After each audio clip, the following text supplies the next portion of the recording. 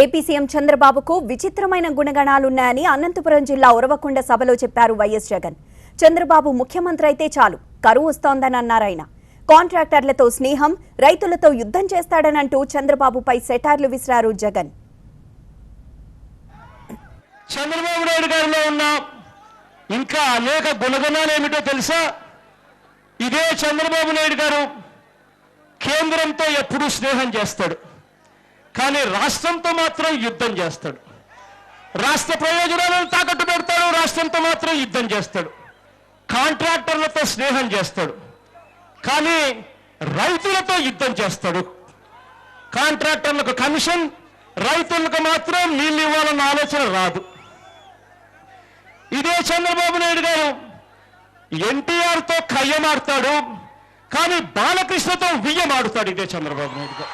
ఇదే చంద్రబాబు నాయుడు గారు మోడీ గారు బలహీనంగా ఉన్నప్పుడు మోడీతో డి అంటాడు, మోడీ బలంగా ఉన్నప్పుడు మోడీ కాళ్ళు పట్టుకుంటాడు, రాష్ట్రాన్ని తాకట్టు పెట్టేస్తాడు.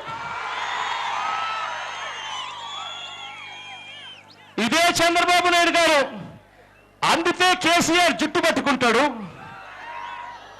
దొరికిపోతే కేసీఆర్ కాళ్ళు పట్టుకుంటాడు. ఇదే చంద్రబాబు నాయుడు గారు. అటు నుంచి అటు పై రాష్ట్రం నీళ్లు కృష్ణా గోదావరిలో పంపులు పెట్టి ఎత్తుకొని పోతా ఉంటే, కొట్టుకొని పోతా ఉంటే కనీసం అడగడానికి కూడా ధైర్యం చేయడు ఇదే చంద్రబాబు నాయుడు గారు. చంద్రబాబు నాయుడు గారి గుణం మోసం, కుతంత్రం, నయవంచన, అవినీతి, దురాశ, దుర్మార్గం, దుష్టత్వం, ప్రలోభం వంటి అన్ని దుర్గుణాలు ఒక మనిషిలో ఎక్కడైనా ఉన్నాయనంటే అది ఒక చంద్రబాబు నాయుడు గారిలోనే కనిపిస్తాయి. ఇవన్నీ ఉండి కూడా తాను చాలా మంచివాడని చెప్పి నిరంతరం అబద్ధాలు